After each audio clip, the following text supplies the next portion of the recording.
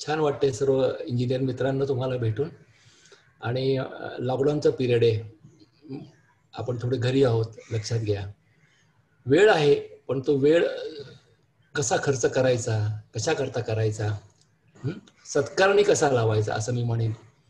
आणि हा विचार आम्हाला जेव्हा फर्स्ट लॉकडाऊन चालू झाला त्याच वेळेला आमच्या मनात आला होता, प्रवीण मुंडे सरांच्या आणि माझा, की अरे हे लॉकडाऊन समजा उद्या एक्सटेंड झालं आणि याच्यामध्ये जर जास्त वेळ झाला तर आपण कसं करायचं याचं, आणि विद्यार्थी काय करतील याच्यामध्ये, इंजिनियर्स काय करतील.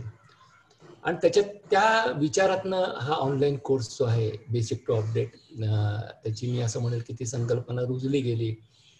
आणि या पहिल्या तिन्ही लॉकडाऊनमध्ये मी प्रचंड मेहनत घेतली आणि हे सगळे व्हिडिओ बनवले आणि CIT या संस्थेतर्फे ते आता लॉन्च केले. त्या माध्यमातून मी तुमच्यापर्यंत पोहोचलो आहे. माझे व्हिडिओ तुम्ही बघताय बरं का. आणि मला तुम्हाला एवढंच सांगायचं आहे की ही जी लर्निंगची प्रोसेस आहे मित्रांनो, ही तुमच्या आयुष्यभर चालू राहणार आहे. तुमच्या मनामध्ये अनेकांचा असा विचार येतो की आम्ही कॉलेजमधनं ग्रॅज्युएशन झालं सर, आता आम्ही नोकरी करायला लागलो, आता आम्हाला पैसे मिळवायचे आहेत, मग आता आम्ही किती वर्ष आम्ही शिकत बसायचं. तर आय विल टेल यू की हे शिकायचं, आयुष्यभरच शिकायचं. मी असं म्हणेन हे शिकणं जे आपल्याला आहे ना, आपल्याला पैसे पण मिळवायचे आहेत आणि आपल्याला शिकायचं पण आहे. दोन्ही पॅरलल मी असं म्हणेल, या दोन्ही गोष्टी आहेत ना, त्या पॅरलल आपण चालू ठेवायच्या आहेत आपल्याला, तरच आपण ते आयुष्यातले प्रगतीचे टप्पे जे आहेत ते गाठू शकणार आहेत. आजचा विषय जो आहे तो मुद्दामून मी माझे जे 6 सब्जेक्ट आहेत त्यातला निवडलेला आहे, कॉन्क्रीट टेक्नॉलॉजी. आणि त्याच्यामध्ये कारण का सब्जेक्ट निवडला, तर तुम्ही सिव्हिल इंजिनिअरिंगच्या कुठल्याही क्षेत्रामध्ये काम करा, मग ते प्रायव्हेट क्षेत्र असो, गव्हर्नमेंट असो, रिअल इस्टेट असो, इन्फ्रास्ट्रक्चर असो, कॉन्क्रीट शिवाय आपलं कामच होऊ शकत नाही. कॉन्क्रीट हा अविभाज्य घटक आहे या सिव्हिल इंजिनिअरिंगमधला. आणि त्यामुळे कॉन्क्रीट या विषयाबद्दल सखोल आणि अत्यंत बारकाईने माहिती ही तुम्हाला सर्व लोकांना असायला पाहिजे. कॉन्क्रीटमध्ये बदल जे आहेत ते काय काय घडतायत ते आपल्याला कळलेच पाहिजेत. त्याच्यानंतर कॉन्क्रीटला कधीही आपण काय म्हणतात त्याला दुय्यम महत्त्व कधी द्यायचं नाही. जे आपण पूर्वी काही गोष्टी आपण चुकीच्या करत होतो तर त्या आपण करायच्या नाहीयेत. आणि कॉन्क्रीटचं महत्त्व जाणून घ्यायचं आहे, लक्षात घ्या. कारण या सगळ्या इमारतींचं जे लाईफ आहे ते तुमच्या कॉन्क्रीटच्या ताकदीवरती अवलंबून आहे बरं का. 2 गोष्टी फार महत्त्वाच्या आहेत. एक म्हणजे इमारतीचा पाया आणि दुसरी म्हणजे ती इमारत जी आपण जे RCC स्ट्रक्चरमध्ये बनवतो त्याला लागणारं कॉन्क्रीट. या दोन्ही गोष्टी अत्यंत महत्त्वाच्या आहेत.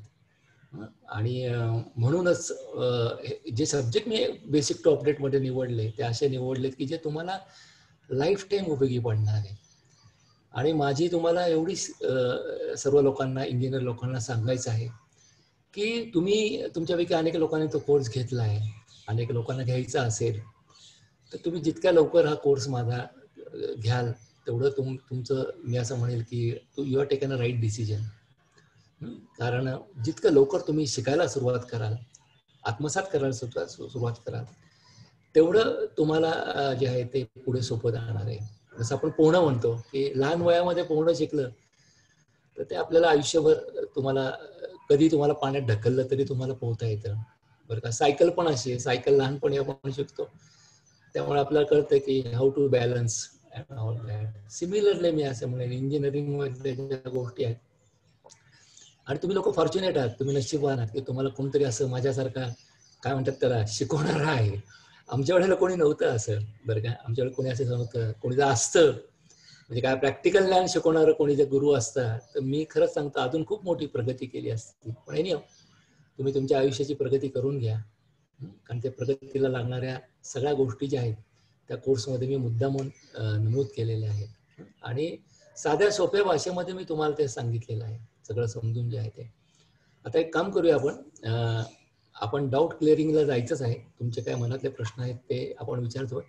त्या अगोदर एक प्रेझेंटेशन मी तुमच्याकरता कॉन्क्रीटबद्दल बनवलं आहे ते तुम्हाला शेअर करतो आणि मग आपण शेवटची काही मिनिटं जी आहेत ते डाऊट क्लिअरिंगला जाऊया. I will just share the presentation. 1 minute. Just a minute.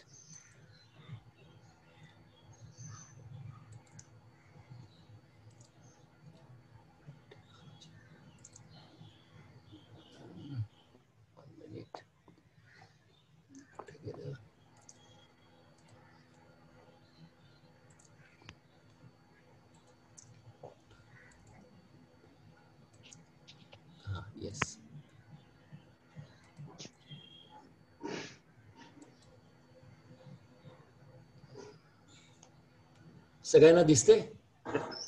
Everybody can see? Full screen दिसते तुम्हाला? Yes sir. हो सर. व्हेरी फुल स्क्रीन मध्ये. Yes sir. Very good, thank you very much. आता मी थोडं बोलणार आहे आणि नंतर आपण इंटरॅक्ट करूया.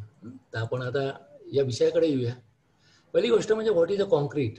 आजचं कॉन्क्रीट जे एक काळ असा होता मित्रांनो, when I pass out from the college 1982, 35-40 वर्षापूर्वी जेव्हा कॉलेजमधनं मी पास आउट केलं, तेव्हा कॉन्क्रीट म्हणजे मला एवढं समजत होतं, खडी, वाळू, सिमेंट याच्यामध्ये पाणी मिसळलं ते झालं कॉन्क्रीट. त्याच्या व्यतिरिक्त काही कॉन्क्रीट आहे असं आम्हाला कोणी शिकवलंही नाही. पण आजचं कॉन्क्रीट फार वेगळं आहे. आजचं कॉन्क्रीट विलक्षण आहे.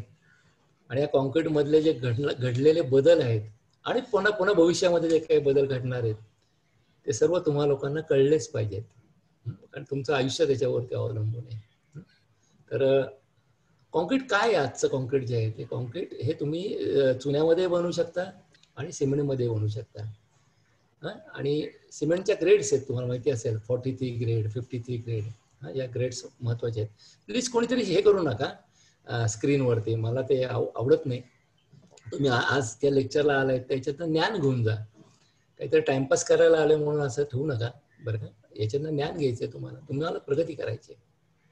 आता ॲग्रिगेट, दुसरा ॲटम कुठला आहे ॲग्रिगेट मधला, तो म्हणजे ॲग्रिगेट. आता याच्यामध्ये साईज सुद्धा जे आहेत ते वेगळे वेगळे आहेत बघा. 40 mm, 20 mm, 10 mm हे क्रशरवरनं येणारं ॲग्रिगेट्स हे बदलत असतं. त्याच्यानंतर सँडमध्ये पण 2 वेगळे प्रकार आज नॉर्मली वापरले येतात, त्या म्हणजे क्रश सँड आणि नॅचरल सँड. पूर्वी फक्त नॅचरल सँड होते. सुरुवातीच्या माझ्या इंजिनिअरिंगच्या कालावधीमध्ये आम्ही फक्त नॅचरल सँड कारण तेव्हा क्रश सँड इंट्रोड्यूस झाली नव्हती. पण आज काळ बदलला आहे. बदलत्या काळामध्ये नॅचरल सँडचे जे काय सोर्सेस आहेत ते कमी झालेत मिळण्याचे, आणि त्यामुळे आपण क्रश सँड जो आहे तो पर्याय सुचवला आहे. या दोन्ही सँडच्या बाबतीत एक महत्त्वाची गोष्ट मी तुम्हाला माझ्या कोर्समध्येही सांगितली आणि आत्ताही सांगतो की सँडचं टेस्टिंग फार महत्त्वाचं आहे. आणि या सँडच्या टेस्टिंगमधले 2 महत्त्वाच्या टेस्ट म्हणजे एक म्हणजे या सँडमधलं नॅचरल सँडला अवलंबून असलेलं त्यातलं सिल्ट कंटेंट, आणि या दोन्ही सँडला उपयुक्त असणारं म्हणजे त्याचं सिव्हिलायसेन्स करून त्याचा जो काय तुमचा एक जो FM फाईननेस मॉड्युलस, ही टेस्ट जी आहे ती तुम्हाला फार महत्त्वाची लक्षात घ्या. सँडच्या बाबतीत जो फाईननेस मॉड्युलस असतो त्याच्यावरनं त्या कॉन्क्रीटचं जे आहे ना ते बदल घडतो त्या कॉन्क्रीटमध्ये. आणि सँडमध्ये पण पुन्हा 3 प्रकार आहेत.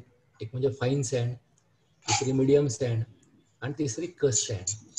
आणि ही सँड जी बदललेली सँड आहे हे टर्मिनॉलॉजी ठरते कशावरनं, तर तुमच्या त्या FM वरनं ठरते. त्यामुळे तुम्ही आयुष्यात एकदा नाही अनेक वेळा करा, पण लॅबोरेटरीमध्ये जाऊन एखाद्या सँडचा फाईननेस मॉड्युलस कसा काढला जातो हे शिका. ते तुम्हाला जरूर करायचं आहे. आणि त्याच्यावरनं तुम्हाला असं कळेल की कॉन्क्रीट कसं बदलतं with respect to the sand that you will come to know. आता आजच्या काळामध्ये कॉन्क्रीटमध्ये काही वेगळी मिनरल ॲडमिक्चर्स वापरली जात आहेत.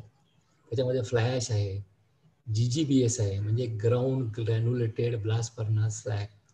त्याच्यानंतर ground granulated blast furnace slag वरती अजून फाईन प्रक्रिया केलेलं, येस, त्याच्यावरती अजूनही फाईन प्रक्रिया केलेलं एक अल्कोफाईन म्हणून मटेरियल आहे, हे अंबुजा सिमेंटनी डेव्हलप केलंय. त्याच्यानंतर मायक्रोसिलिका, मेटाकोडिन. हिंदी में बोलिए, हिंदी में. हिंदी में? अच्छा, हिंदी में, ओके फाइन, चलो सबके लिए अच्छा हो जाएगा. What is your good name? Deepesh Pratap से. दीपेश, ओके दीपेश. दीपेश, तुमने कोर्स लिया है हमारा basic topic? No sir, no sir. लेकिन ले लो. वो इंग्लिश एंड मराठी में, लेकिन थोड़ा बीच में मैं मराठी भी बोलूंगा, वो भी आप समझ लो. ओके, ठीक है. तो एडमिक्चर्स में all this things come. English में बात करता हूँ, चलो यूनिवर्सल लैंग्वेज अपनी. देन वो हो गए mineral admixtures. These are all mineral admixtures, क्योंकि इसमें मिनरल्स है. और नॉर्मल एडमिक्चर्स कौन से? Plasticizer, super plasticizer, VMA viscosity modifying agent, जो अपना सेल्फ कॉम्पेटिंग कॉन्क्रीट है ना, सेल्फ कॉम्पेटिंग, उसके लिए यूज करते हैं. Air entrain agent, cold weather में जो एडमिक्चर लगता है that is called air entrain agent. Number of ingredients जो है ना उसमें है. दीज आर, ये सब चीजों से कंक्रीट बन रहा है आज। उसके बाद में कंक्रीट में आजकल फाइबर्स डाल रहे हैं अपन, स्टील फाइबर डाल रहे हैं, ग्लास फाइबर डाल रहे हैं। पानी तो एक यूनिफाइड घटक है, इसमें अपन कुछ चेंज नहीं कर सकते, लेकिन कलर पिगमेंट्स में डालते कॉलेज इसमें। तो कंक्रीट आज का जो है ना, that is not only mixture of your खड़ी बालू एंड सीमेंट एंड उसमें पानी डालने का नहीं है। कंक्रीट बहुत कुछ है, इसके अलग अलग मिक्स डिजाइन करने पड़ते हैं। मैं आपको बोला कि वंस अपॉन आप कोई तो भी लेबोरेटरी में जाके कंक्रीट का मिक्स डिजाइन कैसे करते हैं ये भी आपको करना पड़ेगा। एक बार आपको जाना पड़ेगा, जाके आप स्टडी करो कि M25, M30, M40 ये अलग अलग ग्रेड्स के कंक्रीट के मिक्स डिजाइन कैसे किए जाते हैं। आप इंजीनियर है ना, तो आपको थोड़ा सा परिश्रम लेना ही पड़ेगा, आपको जाना पड़ेगा, आपको सीखना पड़ेगा। Okay, that you please do. Then grade का कंक्रीट देखो कि कैसे बदल गया कंक्रीट का ग्रेड। M10 जो है that is called, that is PCC के लिए अपन वापरते हैं, प्लेन सीमेंट कंक्रीट, जिसमें कोई स्टील का यूज नहीं करते। लेकिन M15 जो था, मैं जब भी था 1980 का बात है, उस टाइम में RCC के लिए हम लोग M15 ग्रेड यूज करते थे। लेकिन अभी इंडियन स्टैंडर्ड्स ने इसको मना किए, एंड इंडियन स्टैंडर्ड ने क्या बोला है कि minimum grade of concrete for the RCC should be M20। अब ये क्यों किया है? क्योंकि इमारती के ऊपर, बिल्डिंग के ऊपर, स्ट्रक्चर के ऊपर भी एनवायरमेंट का अटैक होता है। जैसा अपने बॉडी के ऊपर होता है, ह्यूमन बॉडी के ऊपर, बरसात का, विंड का या कोई वायरस का, ऐसे अटैक होते हैं ना अपनी ह्यूमन बॉडी के ऊपर। सिमिलर टाइप कंक्रीट के ऊपर भी, स्ट्रक्चर के ऊपर भी अटैक होता है, और अल्टीमेटली कंक्रीट के ऊपर होता है। इसके लिए कंक्रीट का ग्रेड जो है ना बढ़ा दिया है सेफर साइड, कि मिनिमम जो है वो 20 होना चाहिए। मैक्सिमम तो M100 तक गया है। मैक्सिमम का जो है ना वो लिमिट इतना गया है कि आप एक बार उसका भी मिक्स डिजाइन देख लीजिए, कहाँ मिलेगा आपको। तो मेरे पास है, आपको शेयर करूंगा कि what is a mix design for M100 grade, क्या क्या यूज करते हैं। देन M25, 30 आजकल के नॉर्मल कंक्रीट के ग्रेड है। और आपको मालूम है कि दो तरीके से कंक्रीट अपन यूज कर रहे हैं साइट के ऊपर, कंस्ट्रक्शन के ऊपर। एक तो साइट के ऊपर बनाने का concrete with respect to the mix design, जिसमें आपको मिक्सर्स, वे बैचर, ऐसे मशीनरी आपको यूज करना पड़ता है। या मिनी बैचिंग प्लांट भी आप साइट के ऊपर लगा सकते हैं, या best thing you order the grade of the concrete from the batching plant. अब बैचिंग प्लांट से ऑर्डर करो। लेकिन अभी थोड़ा कुछ बताता हूँ आपको क्या होता है साइट के ऊपर, कंस्ट्रक्शन साइट के ऊपर क्या हो सकता है, ये थोड़ा सा आपको बताता हूँ। कि सब जो मेरे साइट, मेरे कंक्रीट के, आज एक स्लैब है मेरी, और उस स्लैब को M35 ग्रेड का कंक्रीट है। मैंने ऑर्डर किया कि मुझे फलाना फलाना एक 100 क्यूबिक मीटर का क्वांटिटी M35 ग्रेड का चाहिए। तो आप इतना एज्यूम नहीं होना चाहिए कि आपने पैचिंग प्लान को बताया, इसका मतलब है सेम ही कंक्रीट आपके साइट पर आ जाएगा, ऐसा आप एज्यूम मत करो। There may be chances of mistakes also. Batching plan जो है ना, वो एक ही टाइम में 10 कंस्ट्रक्शन प्रोजेक्ट को different type grades of concrete भी भेज सकता है। तो कभी गलती से दूसरे साइड का अलग ग्रेड का कंक्रीट भी बाय मिस्टेक आपके पास में आ सकता है। हाँ, अभी इसमें ये बताता हूँ, समझो आपको M35 ग्रेड का कंक्रीट चाहिए और उसके बदले में आपको M25 ग्रेड का आ गया गलती से, और आपने यूज किया वो, it will B biggest mistake.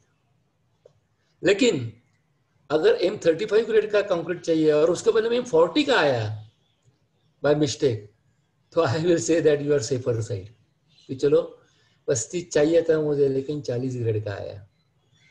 लेकिन तो अपना काम है इंजीनियर का कि साइट के ऊपर जो मिक्सर आता है, जैसा ही मिक्सर आएगा अपन लोगों ने जाके देखना चाहिए कि वो जो quantity and grade of concrete जो मैंने ऑर्डर किया है वो आया है कि नहीं आया है। These some practical डिफिकल्टीज, अब प्रॉब्लम्स खड़े हो जाते हैं इसमें। तो अपना फर्ज है वो चेक करने का। देन M50 और उसके ऊपर का जो ग्रेड है उसको अपन हाई ग्रेड कंक्रीट बोलते हैं। और आपने देखा होगा जैसे स्ट्रक्चर्स जो है अपने अपने इंपॉर्टेंस हो जाते हैं, जैसे जैसे फॉर एग्जांपल मेट्रो के ब्रिजेस है, या कोई समंदर में पुल बना रहे हैं अपन, और कोई ब्रिज का गर्डर से स्लैब है, तो आप देखा होगा we are using the higher grade of concrete, क्योंकि जितना कंक्रीट का ग्रेड ज़्यादा रहेगा उतना उसका ड्यूरेबिलिटी जो है वो स्ट्रक्चर का बढ़ जाएगा। And M stand for the mix of the concrete. अभी ये टाइम था, बहुत साल मैंने ये देख रहा था कि कंक्रीट जो है ना इसी तरीके से बनाए, आज भी कुछ जगह में ये बना रहे, गांव में, विलेज में, कोई शहर में भी मैंने देखा है कि इस टाइप से कंक्रीट बनाया जाता है। लेकिन मैं बोलता हूँ कि अभी जमाने के साथ में अपने को बदलना चाहिए। कितने दिन अपन ये, this is a very bad practice, mixing the concrete, making the concrete by hand. इसमें क्या मालूम पड़ेगा आपको? इसका क्या प्रोपोर्शन का आप कंट्रोल रखेंगे? क्या पानी का कंट्रोल रखेंगे? क्या सीमेंट का, क्या मिक्सिंग का कंट्रोल कर सकते हैं? तो ये सब जो है ना चीज अपन अवॉइड होनी चाहिए। और इसके बदले में जो अपने पास मशीनरी है ना, why we should start using the machineries. अभी ये मिक्सर जो, इसको ज्यादा खर्चा नहीं है, इसको भी ज्यादा खर्चा नहीं है। ये दोनों चीज जो है ना, मैं बोलता हूँ साइड के ऊपर कंक्रीट करने का है, तो we should stop this. This doesn't mean that we are making the concrete. Concrete का मेथड ऑफ कंक्रीटिंग बदलना चाहिए, और ये आप इम्प्लीमेंट करो। When you are making the concrete at site, way batcher and mixer is the best combination to make the concrete at site. ये आप ध्यान में रखो। सेकेंडली, अभी देखो ये पुराना, और एक चीज मैं बताता हूँ, जब ये साइट के ऊपर कंक्रीट करने का है, तो जो इंग्रेडिएंट अपन लेते हैं उसका भी आप मेजरमेंट जो है, यानी उसको बोलते कि we should stop firstly this hand mixing, and secondly आप लेने का है ना जो मटेरियल, आप वो वॉल्यूमेट्रिक से ले लो, आप फर्मा बना दो। घमेला जो रहता है ना, उसके बदले में आप क्या करो, फर्मा ले लो, so that your all ingredients will be measured very accurately, और टू द एक्यूरेसी में बताता हूँ। ये बदल होना चाहिए, अदरवाइज अपने को मालूम ही नहीं पड़ेगा कि कितना खड़ी अपन लिया है, कितना रेती लिया है, कितना पानी डालना है, ये अपने को मालूम नहीं पड़ेगा। And this is the best, ये आज के डेट में बताता हूँ कि, लेकिन इसमें भी बहुत जगह में ऐसे होता है कि भाई बैचिंग प्लांट कंक्रीट में भी प्रॉब्लम आ सकते हैं, और number of reasons are there क्यों होता है प्रॉब्लम। लेकिन मैं बोलता हूँ कि यहाँ में क्या होता है, ये जो सोफिस्टिकेटेड है, यहाँ में कंप्यूटराइज तुम्हारा यूनिट है बैचिंग प्लांट में, तो खड़ी रेती जो भी मिनरल एडमिक्सचर सभी जो है ना कंप्यूटर से वेइंग करके आप मिक्सिंग बनाते हैं। तो डेफिनेटली यहाँ में जो है आपको प्रिसाइजली आपको कंक्रीट का मिक्स बनेगा, कंक्रीट अच्छी तरह से बनेगा। That you keep in mind. ये देखो ये फोटोग्राफ्स है मुंबई पुणे एक्सप्रेस वे का, जहाँ में मैक्सिमम जो रोड बना है आपने देखा होगा ट्रैवल करते time, that is made of concrete. Most of the road is been made by the concrete यहाँ। और ये भी बताता हूँ, इसमें ज्यादा करके क्रश सैंड का यूज किया उन लोगों ने, नेचुरल सैंड का प्रॉब्लम था उस टाइम में, तो दे यूज द क्रश सैंड। और ऐसे बड़े बड़े पेवर्स, ये पेवर जो है कंक्रीट का, ये एक दिन में 1 किलोमीटर का कंक्रीट कर सकता है, इतनी कैपेसिटी है इस पेवर की, और बहुत सोफिस्टिकेटेड मशीनरी है। ये तो आज आपको भी मालूम है कि आजकल, परसों ही मैंने एक आर्टिकल पढ़ा पेपर में कि भाई जो अभी पॉटल्स हो रहे हैं आज बरसात में, एस्फाल्ट रोड के ऊपर खड्डे बोलते हैं ना आप, तो ये every year rain comes and monsoon comes and there will be potholes. तो आस्ते आस्ते आपने देखा होगा कि रोड जो है ना वो अभी एस्फाल्ट से कंक्रीट की तरफ जा रहा है, क्योंकि concrete road is more durable. तो एक 15-20 साल तक भी उसको कुछ अच्छी तरह से कंक्रीट करेगा तो कोई मेंटेनेंस करने का जरूरत नहीं पड़ेगा। लेकिन एस्फाल्ट के जो रोड्स है वो जो है वो आपको एवरी 2-3 ईयर्स आपको उसका मेंटेनेंस करना पड़ता है, एंड तो इसके लिए कंक्रीट, इसीलिए मैं बोल रहा हूँ कि आपको कंक्रीट जो है ना, कंक्रीट आगे का जो है ना सब जगह में कंक्रीटिंग होने वाला है, और concrete is a life time item, आप स्टडी करो उसका। अभी कंक्रीट में एक बहुत इंपॉर्टेंट चीज मैं आपको बता रहा हूँ, आप सब ध्यान लो, से सुन लो। हाँ? जो जो बता रहा हूँ, you always keep in mind, cover, you know that any concrete structural member, आप फुटिंग लो, कॉलम लो, बीम लो, स्लैब लो, एखादा आरसीसी का पड़दी लो, सभी जगह में आपको मालूम है specific cover is mention. Cover आपको मालूम है, जो आरसीसी डिजाइनर देते हैं, फुटिंग को एक 60 mm रहता है, कॉलम को 40 mm रहता है, बीम को एक 25 mm रहता है, स्लैब को कुछ 20 mm रहता है। So this cover and this is the cover zone. आप देखा होगा ये कॉलम है, इसमें दो चीज मैं आपको बताने वाला हूँ। दिस इज द कवर, ये कंक्रीट का कवर आपने देखा होगा। अपना शटरिंग जो है यहाँ बैठते हैं बाहर से, और उसके बाद में अपन कंक्रीट पोर करते हैं। तो this is the cover zone. ये रिंग से ये कवर, ये इसका कवर का जो आउटर सरफेस है, that is called as a cover zone. This is very very important. इसको इंटरनेशनल लेवल में बहुत इंपॉर्टेंस है।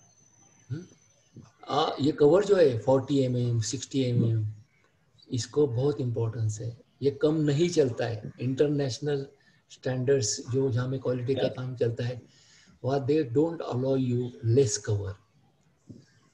स्ट्रक्चर को ब्रेक करने के लिए बोलते वो लोग, बोलते कि नहीं हमको चाहिए, दे डोंट अलाउ। मेरे एक मलेशिया के प्रोजेक्ट में मुझे ये प्रॉब्लम आया था। मेरी साइड के ऊपर एक फुटिंग में कास्टिंग कर रहा था, और वहाँ में अचानक एक विजिलेंस एंड क्वालिटी कंट्रोल की विजिट आ गई। मुझे मालूम था, ये मुझे बहुत पहला एक्सपीरियंस है मेरे लाइफ का कि ऐसा विजिलेंस एंड क्वालिटी कंट्रोल का अचानक सडनली सब लोग आ गए साइड के ऊपर। उन्होंने मेरा एक्टिविटी चेक करते थे, उन्होंने मुझे पकड़ लिया, दे ट्रैप मी। एक फुटिंग में वहाँ में कुछ एक 50 mm का कवर था, जो ड्राइंग में दिया है, और जगह पे कुछ 30 mm था। सो 20 mm से जगह में कवर थोड़ा कम था, 20 mm से, लेकिन they have not allowed me. उन्होंने मुझे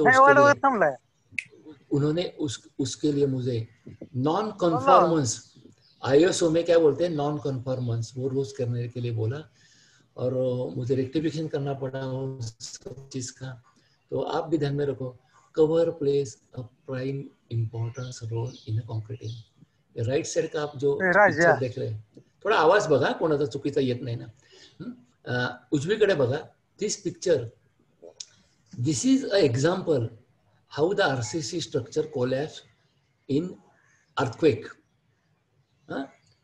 भुज यानी गुजरात में एक अर्थक्वेक हो गया था कुछ साल पहले, और उस टाइम में बहुत सारे आरसीसी बिल्डिंग्स कोलैप्स हो गए थे। तो जो इंजीनियर्स वहां में बाद में गए वो बिल्डिंग कोलैप्स होने के लिए, अभी उन्होंने कहा कि ये कॉलम्स कोलैप्स इस तरह से हो गया है, ये जो रिंग है ना, ये रिंग उखड़ गया है, रिंग इज स्प्लिटेड। क्योंकि रिंग में जो हुक रहते हैं ना, आपको मालूम होगा, ये रिंग बनाते हैं, ये रिंग में एक हुक रहता है at the end. Hook, ring जो बनती है वो हुक से बाद में वो एंड हो जाती है, तो हुक बराबर नहीं था, hook was not in a proper angle. तो इसके लिए अर्थक्वेक के टाइम में वो हुक जो है ना पूरा उखड़ गया और कोलैप्स हो गया वहां में। और कहाँ कोलैप्स हो गया, मेजरली कॉलम बीम जंक्शन जो थे ना वहां में कोलैप्स हो गया। इसीलिए आप भी ध्यान में रखो, जब भी आप आरसीसी करेंगे जाएंगे कोई स्लैब का, जहाँ जहाँ कॉलम बीम जंक्शन आएगा आप वहाँ देखो कि वहाँ में आपका रिइंफोर्समेंट जो है, जो रिंग्स है वो अच्छी तरह से होने चाहिए। It is very proper. जो कॉलम बीम जंक्शन है ना, ये जैसा अपना, अब ये मेरा सांधा है, ये दिस इज जंक्शन, ये मेरा बॉडी का जंक्शन है, ये मेरा बॉडी का जंक्शन है, ये मेरा बॉडी का जंक्शन है, ध्यान में रखो। Similar column beam junction is a very important as per as RCC structure is कर। तो यहाँ में अंदर में जो रिइंफोर्समेंट होना चाहिए वो सही ढंग से होना चाहिए, that is called earthquake resisting criterias. अभी और एक चीज आप दिखाई दे रही है यहाँ में देखो, ये देखो ये क्या है, ये हमें क्या किया है, एक बार को दूसरी बार को लैपिंग किया है, समझिए क्या, जोड़ दिया है, इट इज कॉल्ड कपलर। ये कपलर सिस्टम है। अगर ये कपलर से क्या होता है, आपका लैप लेंथ बच जाता है। अगर ये कपलर नहीं होएगा तो ये बार जो है वो ऊपर जाएगा, और दूसरा ऊपर का बार है उसको दोनों को लैप करना पड़ेगा। कितना लैप करना पड़ेगा, जो आरसीसी डिजाइनर देता है, क्या 4 टाइम्स द डायमीटर या 3 times the diameter, what it may be, तो देता है अपने को कितना करना पड़ता है। लेकिन वो स्टील को जो है ना, वो लैपलाइन जो है, आपको अगर आपको बचाने का है, आई विल से it is alternative that you can use a coupler setting, तो मोस्ट ऑफ द केसेस।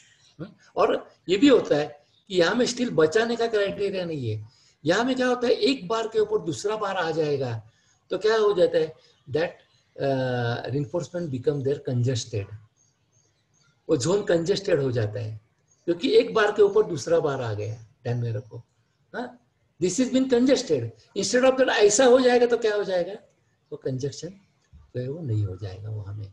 तो ये आप भी ध्यान में रखो। Secondly, see how the collapse happen. Collapse happen because of the three things, one happen due the buckling, second is due to the compression, and third is due to the shear. ये सब concrete के failure है। और आपण बोलते हैं ना, failure always teaches us, failure से ही आपण जो अपयश यशाची पायरी म्हणतो किंवा फेल्यूर टीचेस, फेल्यूर से अपन सीखना चाहिए। जहाँ भी फेल्यूर हो जाएगा ना, वो क्यों हो गया, उससे अपन सीख लेनी चाहिए। And our aim should be that in future ये अपना अपने से गलती नहीं होनी चाहिए। अब एक बहुत ही इंपॉर्टेंट चीज आपको बताता हूँ, शायद आपको सुना नहीं होगा या आपको मालूम नहीं होगा कि क्या कंक्रीट में चीज इंपॉर्टेंस रहती है। ये तो कोई मलेशिया का पेट्रोनस टावर है, और इसको जो फाउंडेशन है, ये राफ्ट फाउंडेशन है, उसका फोटोग्राफ है। ये राफ्ट जो था ना, उसका थिकनेस देखो 4.5 metre, 4.5 metre was the thickness. उसकी कंक्रीट, ये राफ्ट को कंक्रीट की क्वांटिटी देखो, 13,375 क्यूबिक मीटर। इसकी ग्रेड ऑफ कंक्रीट देखो 60 मेगापास्कल। और इसमें उन्होंने 9% जो है वो सिलिका फ्यूम यानी मैक्रो सिलिका यूज किया है। अभी what is the speciality of this concrete pour, इसमें आप सीख सकते हैं क्या, मैं बता रहा हूँ आपको। They have done a continuous पोर।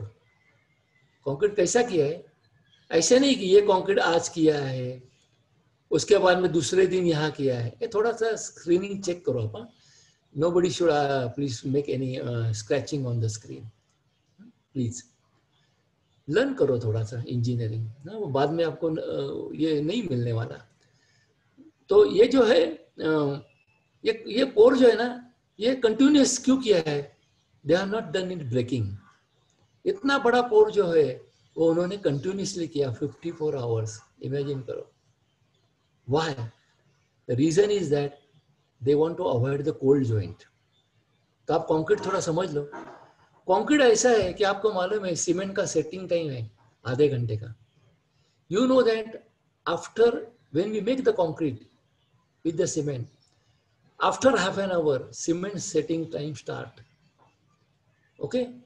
तो अपने को कंक्रीट कंटिन्यूस क्यों करने का है कि आप एक कंक्रीट का लेयर करेंगे, उसके बाद में आप आधे घंटे के बाद में 1 घंटे के बाद में उसके ऊपर कंक्रीट करेंगे, तो दोनों के बीच में आपको एक जॉइंट क्रिएट हो जाएगा, that is called cold joint. ये कोल्ड जॉइंट है वो अवॉइड करने के लिए इन्होंने यहाँ में कंटिन्यूअस कंक्रीट किया, because they don't want any joint in the concreting. तो कंक्रीट में 2 तरीके के जॉइंट आते हैं, एक यानी कोल्ड जॉइंट जो कंक्रीट का टाइमिंग के रिलेटेड है, और दूसरा जो है कंस्ट्रक्शन जॉइंट। वो कभी होता है कि भाई ये पोर्शन मैंने आज किया और दूसरे दिन जब भी मैं यहाँ करने के लिए जाऊंगा आफ्टर 24 आवर्स, तो वहां जो जॉइंट हो जाएगा that is called construction joint. और अपना एम क्या रहता है, और aim of concreting is that it should be jointless. जितना कंक्रीट में जॉइंट कम रहेंगे उतना वो कंक्रीट ज्यादा से ज्यादा होमोजेनियस हो जाएगा। तो that should be our prime importance. Then इन लोगों ने क्या किया देखो, सब कंक्रीट करने के टाइम में हेशियन, वहाँ में रेनी सीजन था तो पूरा हेशियन क्लॉथ वगैरह सभी कुछ ला के दे आर ऑल प्रिपेयर्ड, सभी चीज का उन्होंने ये किया था और वो हिसाब से कंक्रीट किया। तो आप भी ध्यान में रखो, कंक्रीट में joint is very important, joint weeks the concrete. तो जितने जॉइंट आप अवॉइड करेंगे उतना कंक्रीट आपका अच्छा हो जाएगा।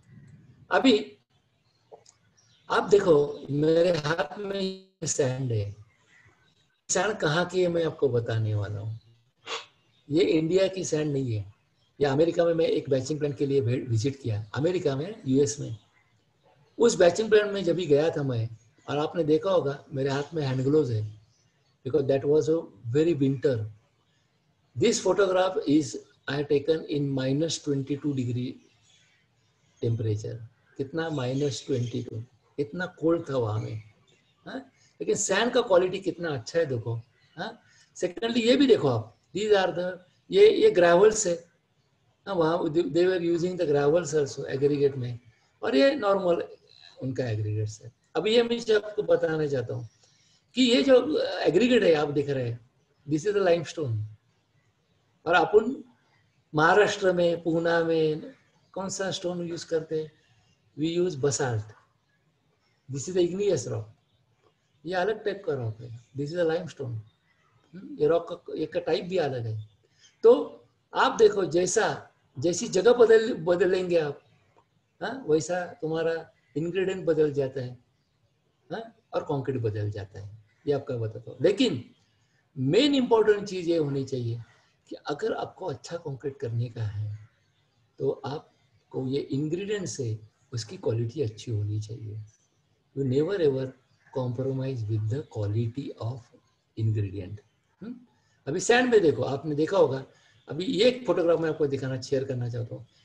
ये उस वहाँ का फोटोग्राफ है। ये क्वालिटी कंट्रोल के मैनेजर लोग हैं वहाँ पे उस पैचिंग प्लांट पे। और उन्होंने मुझे उस टाइम जो कुछ चीज़ें बताई, वो बोले कि हमारा बैचिंग प्लांट जो है ना, इस शहर में नंबर 1 है। इंडियानापोलिस में हमारा concrete black is number 1 quality point of view, because we never ever compromise with the quality of our ingredients. खराब मटेरियल हम साइड पे लाते ही नहीं है, समझ गए क्या? हम लाते ही नहीं है, हम यूज ही नहीं करते। We reject. हमारे बैचिंग प्लांट में खराब मटेरियल आता ही नहीं है। तो ये फर्स्ट थिंग है देखो, कि अंदर आने को ही नहीं देने का, प्लांट में ही आके नहीं देने का। और उसके बाद में जो आता है मटेरियल, उसका अच्छी तरह से वो यूज करते हैं, यूज इट वेरी अच्छी तरह से। अभी आप देखो कि अभी सैंड में जो बदल होगा, मैं आपको बताया कि change in sand now, natural sand की जगह क्रश सैंड ले रही है। हाँ, और चीज बताता हूँ क्या क्या हो रहा है। देखो सैंड में क्या क्या आज पर्याय आ रहे हैं। देखो ये मेरे ख्याल से नासिक का है। यहाँ में उन्होंने कि एक स्लैक सैंड, यानी स्टील इंडस्ट्री में जो वेस्ट क्रिएट होता है, वो भी आज जो है वो क्या बोलते हैं, सैंड करके यूज कर रहे हैं। And this is giving a very good result. ये सैंड यूज करके जो कंक्रीट बना रहा है, वो भी कंक्रीट जो है वो अच्छी तरह से वो बना रहे हैं। They are giving the good quality of concrete. अभी कंक्रीट में कितने टाइप ऑफ कंक्रीट है, इसलिए मैं आपको हमेशा बोलता हूँ कि आप स्टडी करो। There is a variety. Concrete एक शब्द है, लेकिन टाइप ऑफ कंक्रीट देखो, अलग अलग जगह में एज पर द रिक्वायरमेंट अलग अलग कंक्रीट का यूज हो रहा है। हाई परफॉर्मेंस कंक्रीट है, सेल्फ कॉम्पैक्टिंग कंक्रीट है, परवियस कंक्रीट है, लाइट वेट कंक्रीट है, फाइबर रिइंफोर्स्ड कंक्रीट है, कोल्ड वेदर कंक्रीट है, हॉट वेदर कंक्रीट है, ट्रांसपेरेंट कंक्रीट है, डेकोरेटिव कंक्रीट है, सेल्युलर कंक्रीट है, फेरोक्रीट है। देखो इंजीनियर्स, कंक्रीट एक जो है कितने अलग ढंग से अपन कर रहे हैं। तो ये इट इज सो इंटरेस्टिंग, मैं आपको बताता हूँ। It is so interesting to learn the concrete itself. ये सिविल इंजीनियर का एक मैं भाग बता रहा हूँ आपको। सिविल इंजीनियर बहुत ही बड़ा है, आपको पूरा जिंदगी जो है ना आप सीख सकेंगे। तो भी आप क्या बोलते हैं, ये जन्म काफी नहीं है सिविल इंजीनियरिंग सीखने के लिए, मैं इतना बता देता हूँ।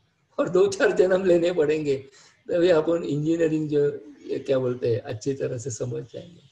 कोई बात नहीं, लेकिन इसमें इस लाइफ में भी अपन बहुत कुछ लर्न करेंगे। So these are the things at different places अपन यूज कर रहे हैं, वापर रहे हैं अपन ये कंक्रीट। और आपको भी ये सभी चीज मालूम होनी चाहिए। अभी देखो ये कंक्रीट जब हायर लेवल में जाता है, जैसा जैसा कंक्रीट, अब ये पेट्रोनस टावर मैंने आपको दिखाया, पेट्रोनस टावर का हाइट है 452 मीटर। दुबई में जो बुर्ज खलीफा है उसका 828 मीटर है हाइट। अभी आप देखो, अभी अच्छा हो गया दुबई का एग्जांपल बताया आपको। आपको मैं अभी बताया कि concrete sets start setting after half an hour, बताया ना आपको मैंने। अभी दुबई में जो कंक्रीट किया बुर्ज खलीफा को, उसमें ग्राउंड से ऊपर जो कंक्रीट लेके जा रहे थे वो पहुंचने के लिए 45 मिनट्स लगते थे। कितने? 45 मिनट्स। अभी आप ही थोड़ा सा इंजीनियरिंग दृष्टया आप समझ लो कि जब कंक्रीट को पहुंचने के लिए ही 40 मिनट्स लग रहा है, इसका मतलब है उसका सेटिंग टाइम जो है ना वो बीच में किधर तो भी खत्म हो रहा है। एम आई राइट? पहुंचने के पहले खत्म हो रहा है। इसका मतलब है कि ऊपर जो कंक्रीट जाने वाला है, जो जगह में मुझे चाहिए, वो कंक्रीट हार्डन सेटिंग वाला कंक्रीट हो सकता है, लेकिन नहीं हो गया।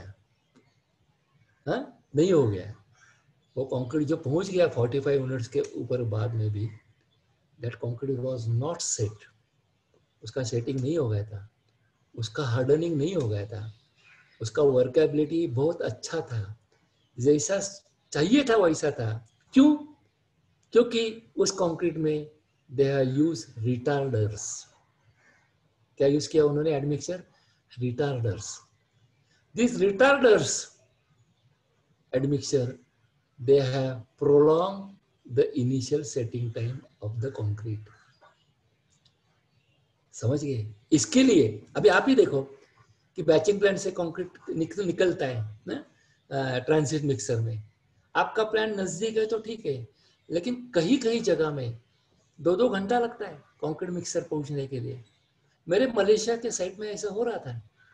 मैं मलेशिया प्रोजेक्ट में प्लांट को ऑर्डर कर रहा था कंक्रीट, और I have to wait on my side 2 hours to receive the concrete. क्योंकि प्लांट्स मैं फोन करता था बैचिंग प्लांट में, वो लोग बता देते अरे आधा घंटा हो गया सब कंक्रीट भेज के, अभी तक नहीं आया। तो ये कंक्रीट मिक्सर जो थे ना, तो मलेशिया के रोड के ऊपर ट्रैफिक जैम में फंसते थे। They stuck up in the traffic jam. Same thing happening in Pune also.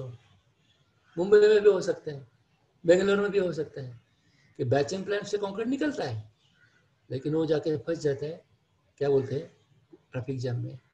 और जगह तक एक्चुअली सेट के ऊपर पहुंचने तक 1.5 घंटा 2 घंटा भी लग सकता है। लेकिन वो कंक्रीट सेट नहीं होता है because they have estimated this time, prolong time. वो हिसाब से दे यूज दिस रिटार्डर्स। ओके, इसके लिए साइट के ऊपर आप अभी अभी अच्छा हो गया। ये 2 चीज आप देख लो, फिर मैं बताता हूँ कि फर्स्ट थिंग इज, देखो जब हायर लेवल पे जाता है कंक्रीट, तो you can use this bucket also, or you can use this pump also. You know that whenever concrete at a higher level, we are using the concrete pumps that helps us to take the concrete at a higher level. अभी मुख्य जो चीजें मैं बताता हूँ, अभी ये concrete है समझो, चलो मान लो कि ये कंक्रीट पंप कंक्रीट चल रहा है, ये चल रहा है, ये चल रहा है 22 माले में, 22 यानी 22 60-70 मीटर हाइट के ऊपर, जमीन से ऊपर ये कंक्रीट चलता है। तो इस टाइम में ये जो कंक्रीट आ रहा है, इसकी वर्केबिलिटी जो है दैट इज वेरी इंपॉर्टेंट।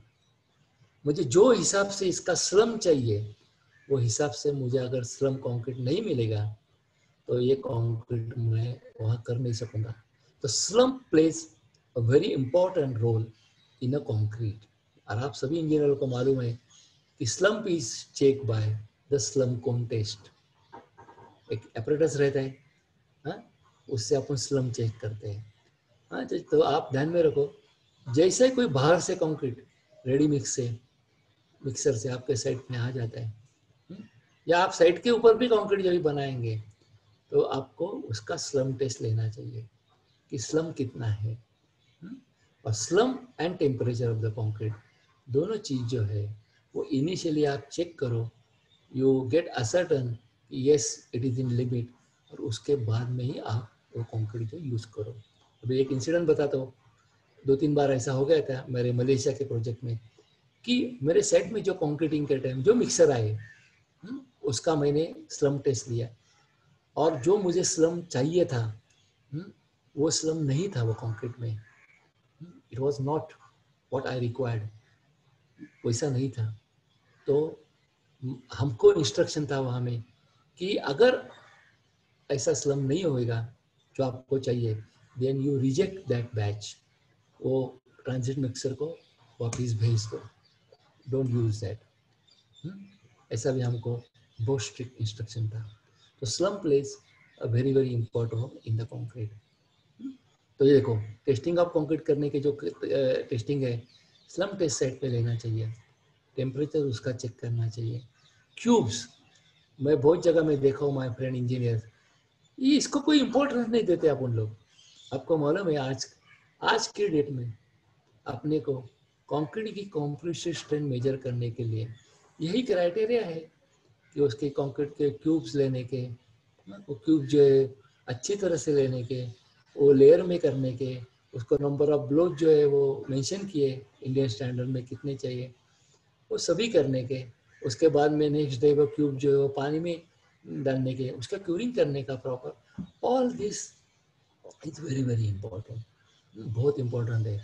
इसको कभी भी निगलेक्ट मत करो, क्योंकि जब तक ठीक चल रहा है, जब तक रिजल्ट अच्छे लग रहे, तभी आपके चेहरे पे हंसी है.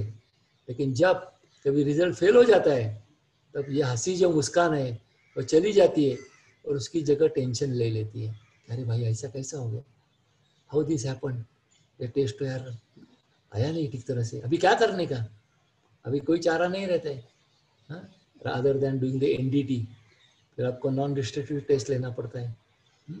वो ठीक तरह से नहीं आएगा, वो भी don't have choice than breaking the structure.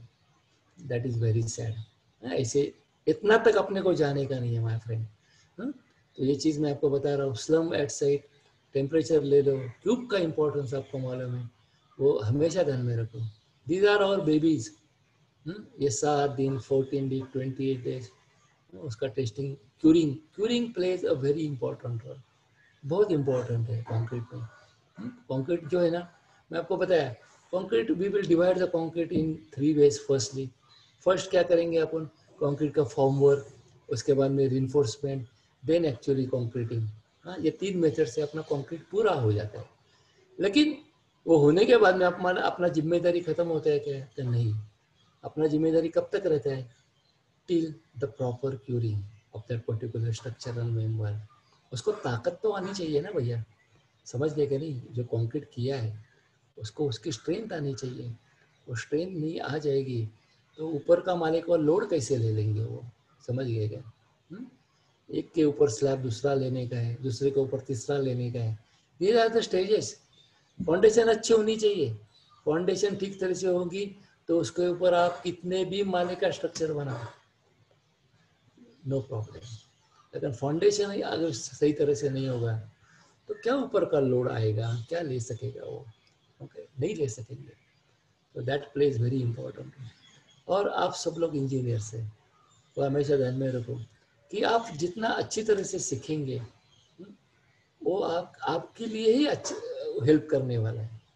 You learn the basic things. और मैं आपको बताता हूँ इंसिडेंट, कुछ चीज़ें मेरी लाइफ में जो हो गई है ना, वो मेरे रिकॉर्ड हो गई यहाँ में, अच्छी चीज़ें जो हो गई. अब मैं आपको बताता हूँ.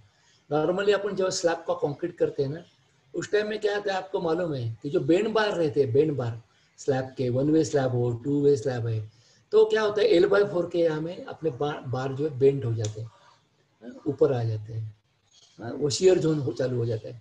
और वहाँ में अपने को कई चाबी यानी कि घोड़ी बोलते हैं अपन, सपोर्ट लगाने पड़ते हैं. और हमेशा आपने देखा होगा, कभी कभी नोटिस किया होगा कि ये जो चेयर्स है ना वो दब जाती है जब भी कंक्रीट करने के टाइम में, कंक्रीट के टाइम में जब लेबर चलते हैं, वहाँ में लेबर आ जाते हैं या वेट से वो चेयर्स दब जाते हैं वहाँ में, उसकी रिइंफोर्समेंट जो है वो वहाँ से डिस्टर्ब हो जाती है. तो वहाँ में हमेशा आपको 1-2 स्टील फिक्सर जो है वो उसके लिए आपको स्लैब के टाइम में, उस अटेंडेंस के टाइम में रखने पड़ते हैं, वो बहुत ज़रूरी है. तो मेरे मुंबई के एक स्लैब में मैंने देखा था, एक कंक्रीटिंग के टाइम में, वो कॉन्ट्रैक्टर बहुत अच्छा था. उन्होंने 2 स्टील फिक्सर स्पेसिफिकली इसके लिए रखे थे कि स्लैब के टाइम में कबार बराबर है ना, कोई बार बेंड नहीं हो रहा है ना, ये चीज़ के लिए उन्होंने रखे थे। बाकी तो नॉर्मल मेसन्स वगैरह रहते ही है, लेकिन हमेशा चांसेस रहता है कि स्लैब के टाइम में कोई कवर जो है वो डिस्टर्ब हो जाए। हाँ, हो सकता है अपन लगाए हुए कवर जो डिस्टर्ब हो सकते हैं। हाँ, क्योंकि वेट आ जाता है, लोगों का वेट आता है, मशीनरी का वेट आ जाता है, तो उस टाइम में बहुत ख्याल रखना पड़ता है। तो वी नीड दैट। जैसे आपको मालूम है कि कोई भी स्लैब है, हाँ, स्लैब का कंक्रीट जब भी हो रहा है, आपको मालूम है 3-4 कारपेंटर्स लोग स्लैब के नीचे रहते कि नहीं रहते? क्यों रहते वो? टू चेक द सपोर्ट, कुछ गड़बड़ नहीं हो रहा है ना, कोई प्रॉब्लम नहीं आ रहा है ना, सब कंक्रीट का वेट बराबर आ रहा है ना, कोई प्राप जो है वो जगह से नहीं हिल रहा है ना, वो चीज देखनी पड़ती है उधर उनको, है कि नहीं? वो रहते कारपेंटर्स वहां में, उनका काम ही रहता है वैसा, उसकी रिस्पॉन्सिबिलिटी रहती है कि जब तक ये ऊपर का कंक्रीट नहीं हो जाएगा तब तक वो नहीं हिल सकते वहां से। और आपको मालूम होगा कि ये जो पाए ना, ये देखो, ये मुझ तरह मैं आपको दिखाता हूँ, ये अभी ये शटरिंग किया है स्लैब का, ये कंक्रीट आ रहा है अभी। ये कंक्रीट जब आप ट्रॉली से करते हैं या ऊपर जाके क्या बोलते हैं लिफ्ट से करते हैं, तब ये कंक्रीट को प्रेशर नहीं रहता है। लेकिन जब आप पंप से करते हैं तो क्या हो जाता है, what ever the concrete is coming through this pipeline is the concrete with pressure. ये प्रेशर है इसको, उसका खुद का वेट तो है ही, लेकिन along with weight the pressure is it is exerting pressure on this formwork।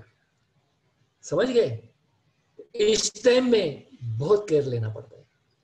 ये अगर आपका जो शटरिंग जो है वो सही ढंग से नहीं होएगा और ये प्रेशर आ जाएगा ऊपर से, कंक्रीट विथस्टैंड नहीं करेगा, तो क्या हो जाएगा?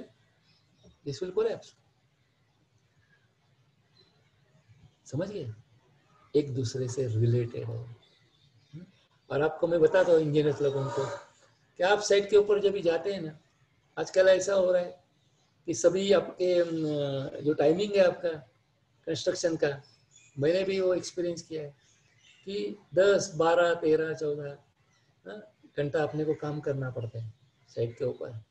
और normally we cannot come evening earlier from our construction site, because ये सभी एक्टिविटी जो है ना वो साइट के ऊपर हमेशा चलती है, वो डेली चलती है। तो साइकिल है, स्लैब हो जाएगा, उसके बाद में ऊपर के कॉलम हो जाएंगे, फिर शटरिंग आ जाएगा। This is the continuous process.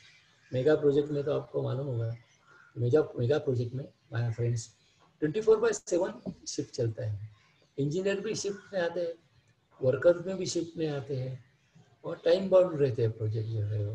तो आपको ये भी ध्यान में रखो कि engineer job is not very comfortable.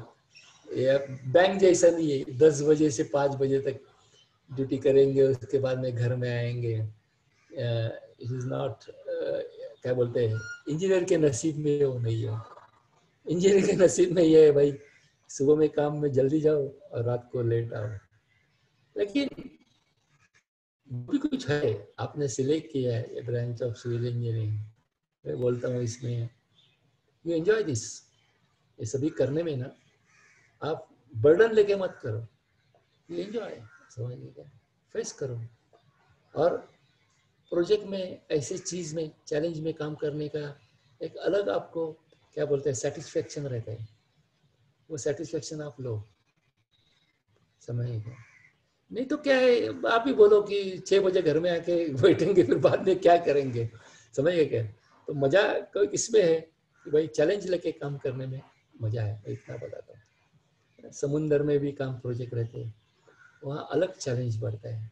Higher level में जब जाते हैं वहाँ और चैलेंज बढ़ता है, बराबर कि नहीं? तो सिविल इंजीनियरिंग अलग अलग तरीके से हो रहा है। रोड का काम है, उसमें आपको तो क्या एक जगह से नहीं 20-20, 25-25 किलोमीटर ट्रैवलिंग करना पड़ता है। मेरे कुछ प्रोजेक्ट वैसे थे, वहाँ में मुझे हर रोज 100 किलोमीटर का ट्रैवलिंग करना पड़ता था। I used to travel 100 kilometre every day. Road का काम था, एक जगह में नहीं था, सब जगह में जाना पड़ता था, लेकिन मैं जाता था। My car was my office. मेरा वो जो एक्टिविटी जो चलता था वो सभी कार में ही चलता था। That was my office. और हर टाइम में मैं अलग अलग 28 किलोमीटर का काम था, 2 चक्कर मारने पड़ते थे। हाँ, तो 70-80 किलोमीटर तो आराम से मेरा ट्रैवलिंग होता था, इतना मैं आपको बता देता था। फिर भी तो क्या बोलते हैं, मैं करता था। और क्या बोलते हैं, चैलेंज लेके करता था, उसको एंजॉय करता था मैं, जो भी कुछ काम है उसको। तो आप भी करो, मैं यही बताता आपको। एंड क्या बोलते हैं, नए नए चीज़ जो है ना, क्या बोलते हैं, अपना लाइन जो है इंजीनियरिंग का, मैं बोलता हूँ कि यार आपने जो लिया है ना, मैं आपको बताता हूँ, it is helping to the nation. Creativity से रिलेटेड है। आपका आपका खुद का आनंद देने वाली ये लाइन है, मैं बताता हूँ आपको। जब भी आपसे अच्छी काम हो जाएंगे, हाँ, आपके इसे व्हेन यू विल, थोड़ा बंद करो यार, ये क्या है, कौन रेगोटी मार रहा है, उसकी मानसिक स्थिति मुझे मालूम नहीं कि in what sense is doing the mistakes and all that. तो मेरा कहने का मतलब है कि ये कंक्रीट पे एक टॉपिक मैंने आपसे अभी दिया है, ये कंक्रीट के ऊपर मैं आपको 10 घंटा भी मैं अलग अलग एक्सपीरियंस बता सकता हूँ। बहुत कुछ मैं कंक्रीट से सीखा हूँ, मशीनरी से मैं बहुत कुछ सीखा हूँ, मटेरियल से मैं बहुत कुछ सीखा हूँ। समझ गए क्या? उसके बाद में मैनेजमेंट से बहुत कुछ चीज़ मैंने सीखी है। और दिस ऑल प्रैक्टिकल, ये बहुत प्रैक्टिकल है जो भी कुछ चीज़ है। तो और अच्छा है आप लोगों से इंटरेक्ट करके, मुझे ये खुशी मिल रही है कि मैं चाहता हूँ कि whatever I learn experience in this my 35 to 40 years, I should spare with you. मेरे मन में रखे मैं क्या करूँ अकेला, मुझे आपसे शेयर करने का है, आपको बताने का है ये सब चीज़, क्योंकि आपका लाइफ बनने वाला है अभी, आपकी ज़िंदगी अभी शुरू होने वाली है कंस्ट्रक्शन साइट में। तो उसमें आपको ये सब हेल्पफुल रहेगा माय फ्रेंड। समझ गए क्या? और स्काई इज़ द लिमिट। अब ये कोरोना का टाइम है, इसके लिए मैं आपको जो प्रदेश में कुछ काम है इसमें इसका बारे में नहीं बताऊंगा, लेकिन अपॉर्चुनिटीज आपको कभी कहाँ आ जाएंगी आपको मालूम नहीं पड़ेगा। You have to search for the opportunities, इतना मैं बताता हूँ। आप सर्च करते रहो, 100% मैं बताता हूँ आपको, कहीं ना कहीं तो भी आपकी रिक्वायरमेंट है ही है। क्योंकि अपना काम जो है ना, अपने बगैर देश का उन्नति जो है ना करने में अपना बहुत सारा योगदान है। अपने बगैर राष्ट्र की निर्माण जो है ना, राष्ट्र निर्माण में ही अपना योगदान है, ये आप हमेशा ध्यान में रखना। और आपको ये बताता हूँ मैं, आगे का जो समय है ना, इसमें मैं आपको बताता हूँ कि most of the opportunity will come in the infrastructure. आप उसमें ज़्यादा आपको अपॉर्चुनिटीज आने चांसेस है। इट डजंट मीन कि रियल एस्टेट में नहीं है, इट डजंट मीन कि रियल एस्टेट में नहीं है, रियल एस्टेट में भी है, लेकिन ज़्यादा कंपेयर करेंगे दोनों sector, real estate and infrastructure, तो इंफ्रास्ट्रक्चर में आपको ज़्यादा अपॉर्चुनिटीज आने वाली है। लेकिन उसके लिए आपको आपका नेटिव प्लेस छोड़ना पड़ेगा, आपका शहर छोड़ना पड़ेगा, आपको किधर भी जाके काम करने की आपको जो है वो मन में आपने आना चाहिए आपको कि नहीं, I will go anywhere, I will not stick up with my place native, मैं महाराष्ट्र में ही करूंगा, इधर जहां में अच्छे मेगा प्रोजेक्ट है वहां में आप जाके काम कर सकते हैं, करने की आपको अपॉर्चुनिटी है। आपको मालूम नहीं होगा, ये तो मैं आपको एक दो सेक्टर इंफ्रास्ट्रक्चर में टनलिंग के बहुत प्रोजेक्ट निकलने वाले हैं, रोड के बहुत प्रोजेक्ट निकलने वाले हैं, ब्रिजेस के बहुत प्रोजेक्ट निकलने वाले हैं। इट इज़ इन पाइपलाइन आगे आगे में, और उसके लिए इंजीनियर लोगों की बहुत ही ज़रूरत है, बहुत ज़रूरत है। And you take that opportunity, ये मैं आपको बताता हूँ, यू टेक दैट अपॉर्चुनिटी। लेकिन ये चीज़ से मैं आपको हमेशा आपको फोर्स करने वाला हूँ हमेशा, कि आपको जो भी कुछ करने का है उसके लिए नॉलेज इज वेरी इंपॉर्टेंट। अगर नॉलेज नहीं होगा आपके पास में तो आपकी ग्रोथ नहीं होगी। इसीलिए मैं आपको बताता हूँ कि नॉलेज ले लो, You grab the knowledge, you learn the things, share the things, interact करो. मैं खुद मेरा मेरा मेरा एम था ये CIT के थ्रू कि I should interact with you. Interaction से आपका जो है ना डाउट्स क्लियर हो जाता है. शेयर करो, नॉलेज शेयर करो एक दूसरे से. साइट के ऊपर भी आप काम करेंगे, प्रोजेक्ट में ऊपर कोई डिफिकल्टीज आ जाएगी, you share with your seniors. Give the respect to your seniors, give the respect to your contractors also. मैंने बहुत सारी चीज कॉन्ट्रैक्टर से सीखी है, क्योंकि मेरे आने से पहले वो लोग काम कर रहे थे इस लाइन में, तो एक्सपीरियंस वाइज वो मेरे से ज्यादा थे ना, उन्हीं से मैंने बहुत कुछ सीखा. वैसा आप भी करो. You also do that thing. Adopt the similar things of learning and all things, and come to the precision. Okay. So this is the thanks. आज का लेक्चर मैंने ज्यादा टॉपिक नहीं लिया है, थोड़ा सा प्रेजेंटेशन में आपको बताया, क्योंकि ये थोड़ा सा इंटरेक्टिव होना चाहिए.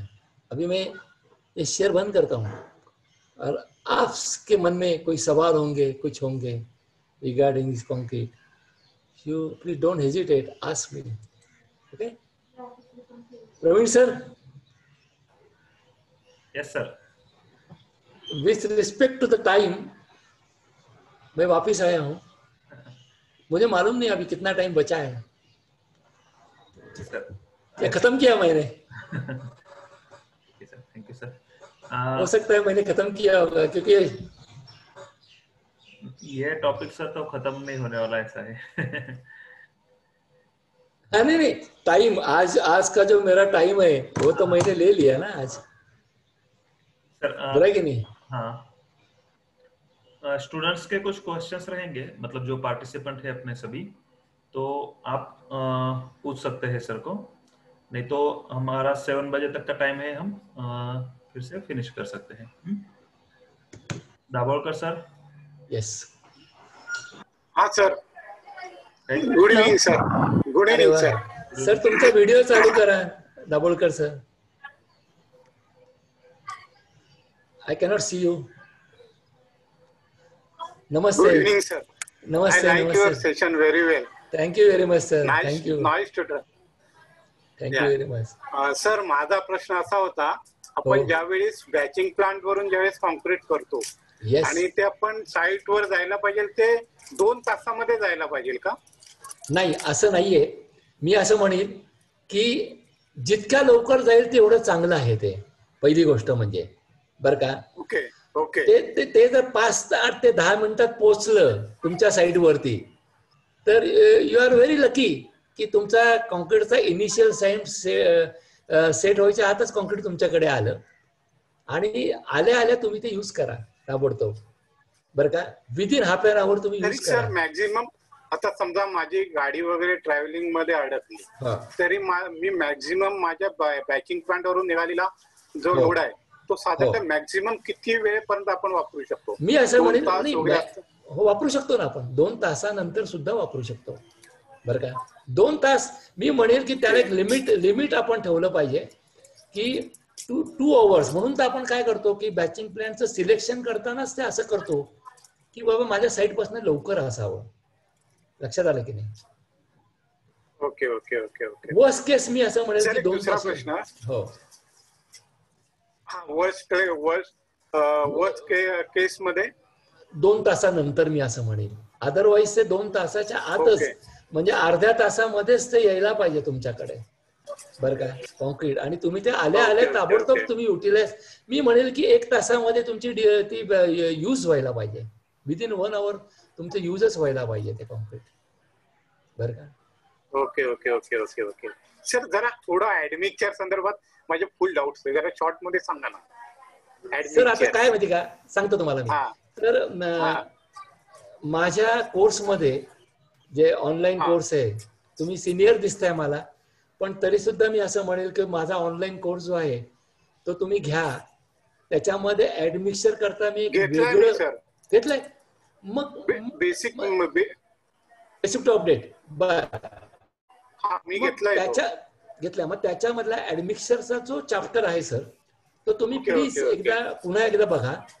आणि मग त्याच्यामध्ये काही डाऊट्स असतील तर मुंडे सरांकडनं माझा नंबर घ्या आणि आपण पर्सनली बोलू त्याच्याकरता, बरं का. Okay okay, thank you. त्याच्यामध्ये मी बरेचसे डाऊट्स क्लिअर केले सर, बरं काय, ऍडमिक्सरचे जे आहेत ते. Okay okay okay okay okay sir, thank you thank you thank you. छान वाटलं सर तुमच्याशी बोलून. Okay. Hello sir. Yes. Hello. Yes. Hello. बोला. हॅलो. मला ऐकू येते. Hello sir. Yes sir. Sir cover जो प्रोवाइड करते हैं ना, तो उसके बारे में क्वेश्चन था. तो हम फिर अबोली शिंदे. बोला. Yes sir. सर जो हम कवर्स प्रोवाइड करते हैं तो हम थेरोटिकली कुछ अलग. I can not see your face. आपका हेलो ऑडियो वीडियो सर, यहाँ पे थोड़ी सी रेंज कम है. ओके बात करो, नो प्रॉब्लम, नो इश्यू. तो इसलिए तो हम जो डिजाइन करते हैं आरसीसी में थेरोटिकली, तो वहाँ ज्यादा बीम के लिए जो कवर यूज करते हैं 25, और वही अगर हम जब डिजाइन के प्रॉब्लम सॉल्व करते हैं तब हम कभी कंसिडर करते हैं कि 45. माना कि थेरोटिकली और प्रैक्टिकली पूरा डिफरेंस होता है. तो मेरा क्वेश्चन ये है सर कि हम जो कवर प्रोवाइड करते हैं तो वो किस चीज पे डिपेंड है? या तो प्लेस पे, डिफरेंट प्लेसेस पे अलग होता है, या एटमॉस्फेयर पे? तो कवर स्लैब बीम्स कवर किस पे डिपेंड है? कवर कैसे प्रोवाइड करना है, क्या प्रोवाइड करना है? वेरी गुड, मैं आपको बताता हूँ. Firstly your grade of concrete and this cover is 100% it is related with the in which environment concrete is to be done. Yes sir. concrete इनका जो डिफरेंट टाइप का एनवायरमेंट है कि मॉडरेट है, सीवियर है, जगह जगह जैसी जगह बदलती है वैसा आपका क्या बोलते हैं वो बदलने वाला है. कवर भी जो बदलने वाला है. एंड आपका जो आरसीसी डिजाइनर है उसको ये मालूम होता है क्योंकि वो डिजाइन करता है ना आपको. उसको मालूम है कि कौन से जोन में किस कंडीशन में आपका प्रोजेक्ट है. And with respect to that he gives you the grade of concrete and he decides the cover. और जहाँ में क्रिटिकल जोन है वहां में कवर जो है वो ज्यादा होता है. ओके. ये बात ध्यान में. Yes sir. More cover means you will say that, मैं आपको बताता हूँ कि आपका जो है वो जोन जो है वो थोड़ा क्रिटिकल है, वो बदल जाता है. Okay sir. सर और एक क्वेश्चन है. हाँ सर आपने कहा but Aboli never ever compromise with the cover. Cover को आप कभी भी कॉम्प्रोमाइज मत करो. जितना दिया है उतना आपको रखने का ही है. ओके. कभी भी कम मत रखो. That creates a big problems. Okay. तो कुछ ज्यादा रखा तो कोई प्रॉब्लम नहीं हो जाएगा. ज्यादा रखा तो no problem, it will be a safer side. लेकिन इसका मतलब नहीं कि बहुत ज्यादा रखो. वो भी आपको क्या है लिमिट में रखना पड़ेगा. 5-10 mm ज्यादा रहेगा तो इट इज सेफर जोन है. लेकिन 25 दिया और 50 रखो ऐसा भी मत करो. Okay sir. ठीक है सर. और एक क्वेश्चन था सर. सर जो आपने बोला कि जो कंक्रीट मिक्स करते हैं हम मैन्युअली और इक्विपमेंट का, तो हमारे यहाँ कंस्ट्रक्शन शुरू है तो वहाँ पे जो लेबर्स काम कर रहे थे तो उनको मैंने पूछा तो वो मैन्युअली मिक्स कर रहे थे. तो आपको कैसे मालूम कि ये कितना परसेंटेज वाटर मिक्स करना है? या तो वो बोले कि हमारा ये रोज का काम है, हमें प्रैक्टिस हो चुकी है तो हमें पता है कितना क्या यूज करें, इसीलिए गिनने की जरूरत नहीं है कितना वाटर ऐड करना है. तो आप तो कहते हैं कि वो तो रॉन्ग है. हम के कंक्रीट सैंड जो हम डाल रहे हैं सब कंक्रीट के लिए, सीमेंट सैंड एग्रीगेट वाटर, वो तो प्रोपोर्शन में रहना चाहिए. तो वो तो कहते हैं कि हमें ये रोज का काम है, हमारा डेली हम प्रैक्टिस कर चुके हैं, हमें पता है कितना डालना है. तो हम कैसे कह सकते हैं कि वो रॉन्ग है? मैं आपको बताऊं. Yes sir. ये कौन सी जगह का आप मुझे बता रही है?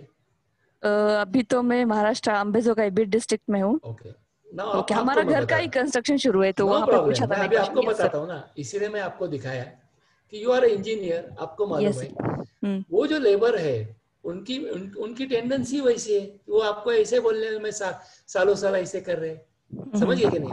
Yes sir. अभी क्या ग्रेड का कंक्रीट है अबोली? क्या ग्रेड ही नहीं उसकी कोई? नहीं मतलब है ना, ग्रेड है, प्रोपोर्शन में रखा था उन्होंने. क्या है वो डिटेल में ना. अभी आरसीसी है क्या काम? हाँ यस सर, आरसीसी काम है. तो अब मैं आपको बताया ना, इंडियन स्टैंडर्ड के हिसाब से minimum grade of concrete M20 तो होना चाहिए. यस. तो आपने कभी जो कंक्रीट उन लोगों ने बनाया है उसका कोई क्यूब कास्ट करके आपने टेस्टिंग करके देखा है कि उसकी क्या स्ट्रेंथ आ रही है? नहीं सर, वो तो मतलब कॉलेज में वगैरह किया है प्रैक्टिकल के वक्त, लेकिन यहाँ साइट पे कंस्ट्रक्शन शुरू है और उसका स्ट्रेंथ लिया क्यूब लेके, ये तो नहीं किया। अभी आप मुझे बताइए कि जो घर बना रहे हैं आप, यस सर, जो उसके पैसा खर्चा कर रहे हैं आप, लाखों रुपए तो लगने वाले हैं उसके लिए। Yes sir. और कंक्रीट का स्ट्रक्चर है, आप चाहते हैं ना वो स्ट्रक्चर जो है कम से कम 30-40 साल तो रहे। Yes sir. तो उसके लिए जो नेसेसरी थिंग्स है वो तो करनी चाहिए कि नहीं चाहिए? Of course sir. तो वो नहीं होती है ना, मैं यही तो आपको बता रहा हूँ कि ये बदल जो है ना, आपको क्या करना चाहिए था, मैं क्या करना चाहिए मैं बताता हूँ कि जो कंक्रीट चलो वो लोग कर रहे हैं, सालों साल से कर रहे, मी कर रहे, तो उसका कोई तो भी क्यूब्स कास्ट करके आपको ये कम से कम ये देखना तो चाहिए। 7 दिन में आपको मालूम पड़ेगा कि नहीं पड़ेगा? 7 days में आपको मालूम पड़ेगा ना कि भाई इसकी क्या स्ट्रेंथ है। Yes sir. 14 दिन के बाद में और एक मालूम पड़ेगा आपको, where you are, what grade of concrete you are using, ये आपको मालूम होना चाहिए। और सेकंडली, अभी जमाना बदल गया, अभी आप क्या कर सकती है, वो लोग जो घमेला से वगैरह ले रहे ना, उसके बदले में आप वॉल्यूमेट्रिक ये करो, फर्मे से करो, फर्मे से ज्यादा एक्यूरेट हो जाएगा। आई बात ध्यान में? Yes sir. आई बात है, तो थोड़ा सा कम से कम सेफर साइड तो आप हो जाएंगे ना। घमेला से आपको तो कुछ भी नहीं मालूम पड़ेगा। और आप कोई लैबोरेटरी से एक आधा मिक्स डिजाइन आप ले लो, बना के ले लो, उसके लिए हजार एक रुपए आप खर्चा करो, लेकिन आप लाखों रुपए उसके लिए खर्चा करने के लिए तैयार है, लेकिन टेस्टिंग के लिए आप 1000 रुपए नहीं खर्चा करने के लिए तैयार। ऑफ कोर्स सही है। सीमेंट की एक गोनी आपको मालूम है आज 400 रुपए है ना? 400 आज के लॉकडाउन के बाद में मेरे ख्याल से लॉकडाउन के बढ़ गया ना। तो you are paying 400 rupees that cement bag. Yes, लेकिन आप एक मिक्स डिजाइन करने के लिए या उसका ये करने के लिए आप नहीं कर रहे, ऐसा नहीं होना चाहिए, ये मैं बता रहा हूँ। Please do that.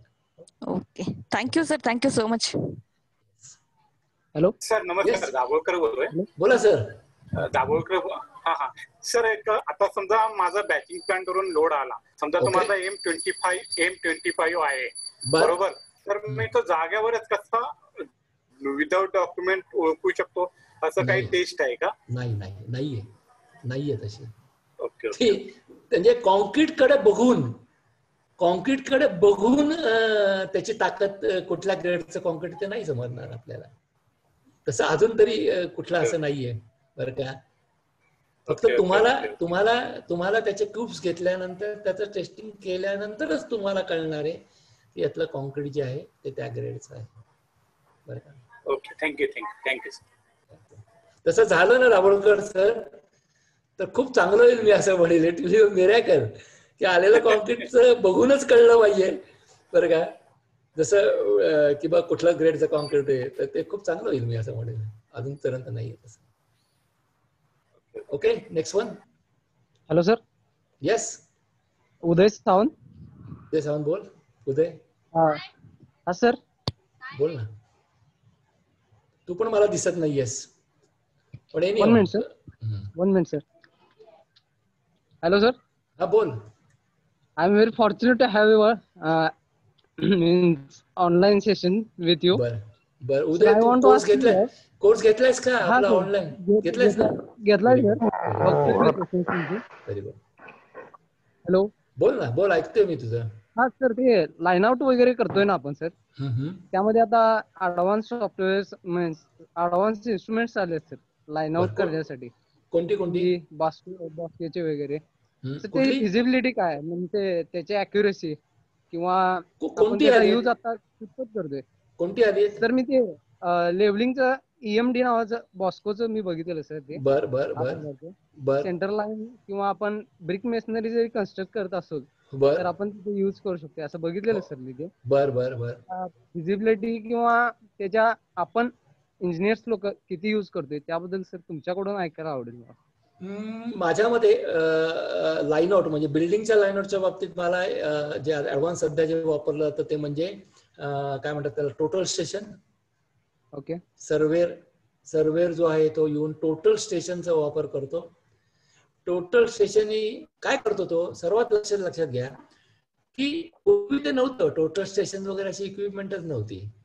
मग आपण काय करायचो की बिल्डिंगचा लाईट आउट करताना त्या प्लॉटच्या आपल्या ज्या बाउंड्रीज आहेत लक्षात घ्या, त्या प्लॉट बाउंड्रीच्या रेफरन्सनी आपण स्वतः लाईन आउट करून ते बिल्डिंगचे 4 कॉर्नर्स आपण पक्के करायचो. ओके. आणि त्या कॉर्नर पक्के करून मग तिथं आपण त्या बेसवरती आपण लाईन आउट करायचो. पण हे झालं एखाद्या इमारतीच्या बाबतीत. पण एखादा मेट्रोचा प्रोजेक्ट आहे जिथे नंबर ऑफ कॉलम्स आहेत, लक्षात आलं का, पियर्स आहेत, काही वेगळ्या लेवलला आहेत, त्याच्यानंतर त्या प्रत्येक पियरची उंची वेगळी आहे. हे सगळ्या गोष्टी ज्या आहेत ज्या अचूकतेने होण्याकरता आजचं जे टेक्निक आहे टोटल स्टेशनचं, ते नसेल तर आपण ते करू शकणार नाही. लक्षात घ्या. तर टोटल स्टेशनचा वापर जो आहे, टोटल स्टेशन जे आलेले आहे आजकाल, त्याचा आपल्याला खूप फायदा होतो. आणि टोटल स्टेशनच्या साह्याने आपण ॲक्युरेटली, मी तुला सांगतो, मी हे सगळं लाईन आउट करू शकतो. Thank you so much sir. Yes, बोला. Anybody else? ऋषिकेश आहे, संदीप आहे, मला दिसतात नावं. त्याच्यानंतर पाटील प्रवीण आहे, दीपेश दिसतोय मला. Yes sir, Deepesh from Bhopal. बोलो तो दीपेश, बोलो. बहुत लंबे से. सर मेरा एक क्वेश्चन था सर. इंडस्ट्री में अपन Can I see your face? Sir network properly नहीं आ रहा है. हाँ सर, बारिश हो रही है यहाँ पे. सर मेरा ये क्वेश्चन था सर, इंडस्ट्रीज में मैं अभी लास्ट ईयर में हूँ, तो अपन इंडस्ट्रीज में जाते हैं तो एक्सपीरियंस मांगते हैं. मतलब फ्रेशर इंसान कहाँ से एक्सपीरियंस लाएगा अच्छी कंपनी में एंटर होने के लिए? Very good question Deepesh, very good question. Yes sir. अभी क्या है, ये जो आपने जो बताया ना, ये मैं जब भी पास आउट हो गया 1982 में, तभी से आज तक यही चल रहा है. यही चल रहा है कि आप जब भी डिग्री लेके क्या बोलते हैं इसमें जाते हैं, तो आपको इंडस्ट्री यही पूछती है कि भाई हमको एक्सपीरियंस वाले लोग चाहिए. बराबर है ना? यही तुम्हारा कहने का है ना. और वो एक्सपीरियंस में लाने का कहाँ से? Yes sir. तो मुझे इस बात में ये चेंज नहीं हो गया, समझ गए क्या? This same thing is happening so many years. लेकिन एक चीज मैं आपको बताता हूँ जो मेरे लाइफ में मैंने की. मैं आपको बताया कि सब जगह में ऐसा सिचुएशन नहीं रहता है. एवरीवेयर दिस इज नॉट कि भाई हमको एक्सपीरियंस वाले ही चाहिए. कोई ना कोई तो भी जगह ऐसी है जहां में आप लोगों को वह भी रिक्वायरमेंट रहता है. समझ गए? मैं आपको बताता हूँ. Yes sir. आपको एक जो इंसिडेंट बताता हूँ आपको मैं 30-35 साल पीछे लेके जाता हूँ. सिमिलर जैसे आप जैसे कॉलेज से पास आउट होके आप जाने वाले, वैसा मैं पास आउट होके मेरे डिग्री का सर्टिफिकेट मेरे पास में था और मैं नौकरी ढूंढ रहा था पुणे में. अब बहुत सारे, मैं कम से कम 1 महीना मेरा नौकरी ढूंढने में गया. 1 महीना तो गया है, मुझे याद है 1982 का बात कर रहा हूँ मैं. लेकिन मैंने जिद्द नहीं छोड़ी. मैं सब जगह में घूम रहा था, मेरा सीवी था मेरे साथ में, अलग अलग जगह में जा रहा था मैं और बोलते ना प्रयत्नांति परमेश्वर. तो एक जगह में, एक कंपनी में, श्री बिल्डर करके कंपनी थी, उसमें मैं जब भी गया तभी जो एक्सपीरियंस, वो जो इंसिडेंट बताता हूँ, जैसे ही गया मैं, तभी उन लोगों ने मुझे क्या बताया, अच्छा हो गया तुम आ गए, हमको तुम्हारे जैसे इंजीनियर की जरूरत थी. Yes sir. तो उसके लिए मेरा 1 महीने का स्ट्रगल. और उस टाइम में मेरे पास में मोटरसाइकिल नहीं थी. मैं साइकिल पे, मोटरसाइकिल में पेट्रोल डालने के लिए पैसे कहाँ से लाऊं? नौकरी नहीं तो पैसे कहाँ से लाऊं? साइकिल पे घूम रहा था. तो दीपेश मैं इतना बताता हूँ कि आप थोड़ा सा, अभी टाइम ऐसा है, कंपटीशन है, और जॉब ढूंढने के लिए आपको थोड़ा सा डेफिनेटली थोड़ा स्ट्रगल करना ही पड़ेगा. लेकिन जॉब है, कहीं ना कहीं तो भी है. सर फिर वो बात ये है ना सर कि फिर अपन मतलब बिल्डर के पास जाओ तो वो कॉलोनीज वगैरह का काम मिलता है, पर मुझे उसमें जाना है ना, इंफ्रास्ट्रक्चर में, मतलब ये डैम वगैरह, ब्रिजेस वगैरह, इनमें जाना है. फिर मैं एक बार बिल्डिंग में घुस गया तो मैं बिल्डिंग में ही घुस के रह जाऊंगा. ऐसा नहीं होता है. Again I am telling you कि you remove from your mind कि मैं बिल्डिंग में घुस जाएगा तो बिल्डिंग में करता रहूंगा. यू कैन चेंज ना, जैसे मैंने किया मेरे लाइफ में. I got a versatile experience. मैंने कंपनी चेंज क्यों की? वहां में कुछ मुझे पैसे नहीं मिल रहे थे, इसके लिए नहीं की. I change my job to get my experience. समझ गया क्या? और जो कंपनी चेंज की मैंने, वो ऐसा 1 साल के अंदर में या 6 महीने में या 4-5 महीने में चेंज, ऐसी नहीं की मैंने. आई change my job companies for my better prospects after sufficient period in that company, completing the project. ये मैं आपको बताना चाहता हूँ. अच्छा. और उस टाइम में कंपनी ने भी मुझे हमको बताया नो प्रॉब्लम यार, आपको अगर जाने का है तो we allow you for the better prospect. समझ गए क्या? तो आप ऐसा मत सोचो कि मैं इसमें जाऊंगा तो वही मैं करना पड़ेगा. Not at all. Few years you spend इन क्या बोलते हैं real estate, few years you spend in infrastructure. कुछ साल आप, जैसे मेरे टोटल एक्सपीरियंस में कुछ प्रदेश के एक्सपीरियंस है, समझ गए, वहां पे भी जाके हैं. तो you can do that my friend. Okay sir, thank you sir. Hello. Yes. Very much. Hello. Yes sir, NDT test के बारे में थोड़ा बताएंगे इन शॉर्ट? रितेश कौन बात कर रहे हैं? Yes sir, Ritesh. Very good. Short में बताता हूँ Ritesh. NDT test non destructive test कभी लेनी पड़ती है जब अपना साइट के ऊपर जो कंक्रीट अपने को करने को बोला था वो उसका क्यूब फैलाने के बाद. उसका क्यूब फैलने के बाद. Okay. Yes sir. When the अभी ये चीज मैं आपको बताता हूँ कि क्यूब साइट के ऊपर क्यूब फेल हो गए. इसका मतलब ये नहीं है कि साइट के ऊपर जो कंक्रीट किया वही फेल हो गया है. ये भी आपको क्लेरिफाई करता हूँ. Cube is only the representative. समझ गया? समझो मेरे क्यूब मैंने गलत तरीके से भरे होंगे तो भी उसका रिजल्ट गलत आने वाला है. आई बात ध्यान में. लेकिन ये क्यूब इज ओनली क्राइटेरिया मेरे हाथ में है ना साइट का कंक्रीट स्ट्रेंथ के लिए. तो वो फेल होने के बाद में क्या होगा, एक डाउट क्वेश्चन मार्क आ गया है कि मेरे साइट के ऊपर का कंक्रीट बराबर हो गया कि नहीं हो गया. तो वो चेक करने के लिए I have to call this NDT people. Sir फिर वो क्या करते हैं? हाँ यस. तो उसमें जो अलग अलग टेक्निक वापरते हैं, वही क्वेश्चन था. करते हैं ना, रिबॉन्ड टेस्ट लेते हैं. रिबॉन्ड और क्या रहता है सर? मतलब एक कोर कटिंग भी होता है यस साइट के ऊपर. और मेन क्या जो है वो होना चाहिए कि बेंड रिबेंड जो टेस्ट है, हैमर का टेस्ट है, वो आपको पल्स वेलोसिटी से आपको मालूम पड़ता है कंक्रीट का जगह कैसा है. लेकिन वो अच्छा हो गया तो भी और 2-3 टाइप से वो भी टेस्टिंग करते हैं.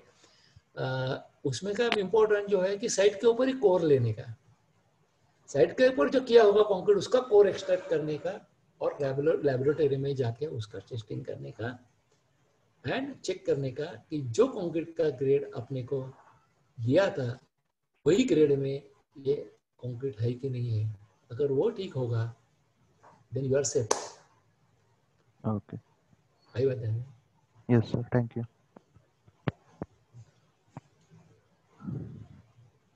Anyone else? Hello sir. Yes. अच्छा लग रहा है मुझे कि एवरीबॉडी इंटरेक्टिंग विथ मी. बहुत अच्छा लग रहा है. हेलो सर, ऋषिकेश बोलतोय. ऋषिकेश बोल. आप ज्यावेळेस आपलं जास्त मोठं कॉन्क्रीटिंग असते स्लॅबचं त्यावेळेस काही कारणानं आपल्याला स्लॅब थांबवावा लागला म्हणजे किंवा नेक्स्ट डे ला कॉन्क्रीट येणार असेल अचानक वगैरे, तर त्यावेळेस आपण नेक्स्ट डे ला काय प्रिकॉशन घेऊन ते फास्ट केलं पाहिजे? चांगला प्रश्न विचारला ऋषिकेश बरं का. कारण शेवटी कसं आहे मित्रा की साईट आहे, आपण अमुक एक गोष्ट ठरवतो, अरे तुझा चेहरा नाही दिसत, काय नाही दिसत ऋषिकेश, बर रेंज नाहीये. बर ठीक आहे, असू दे. फ्रेश आहेस ना तू? बरं का.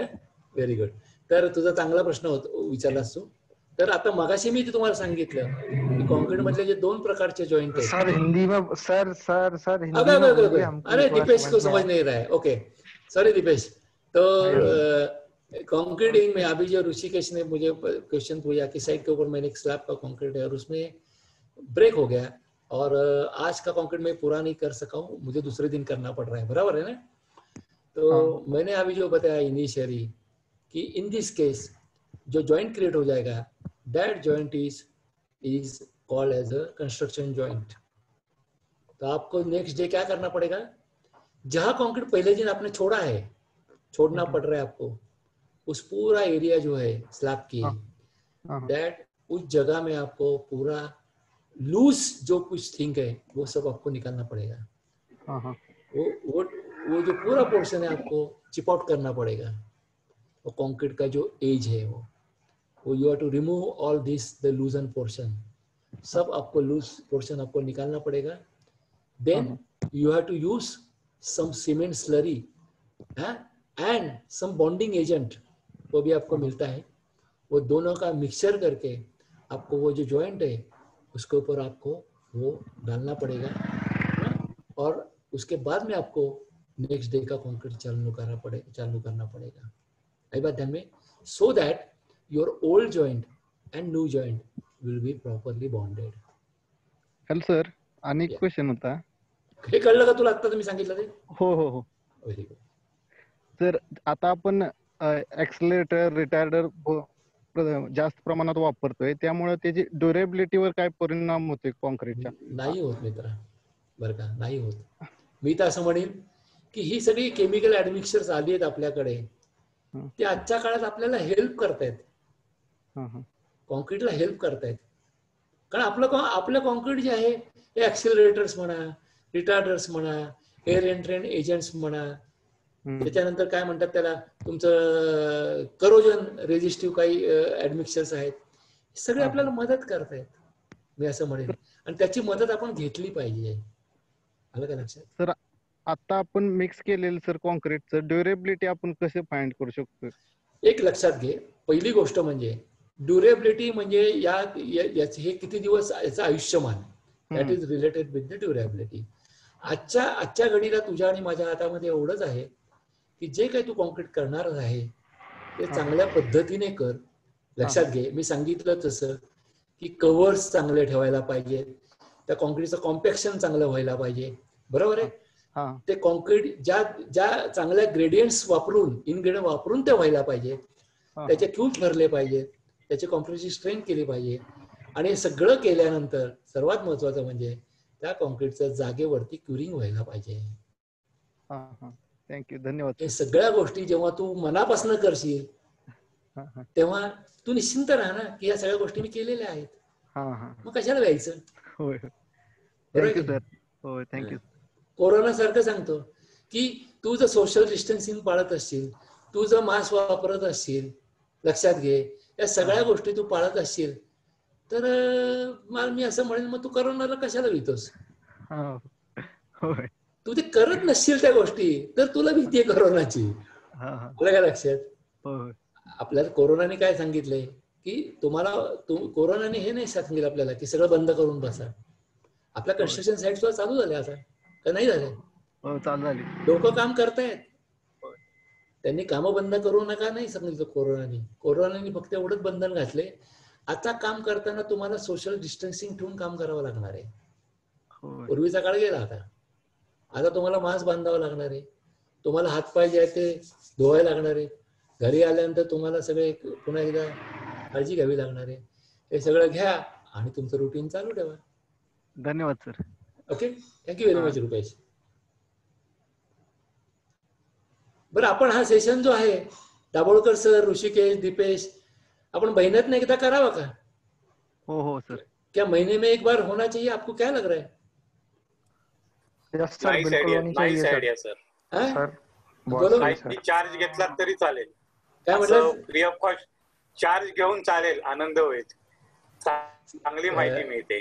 सर आप तो एक ग्रुप बना लीजिए सर टेलीग्राम पे. मैं सर हम तो डेली ऐड होंगे उसमें, सेशन देखेंगे. मैं आपको यही चीज बताता हूँ. अभी आप खूब ध्यान से सीख लो.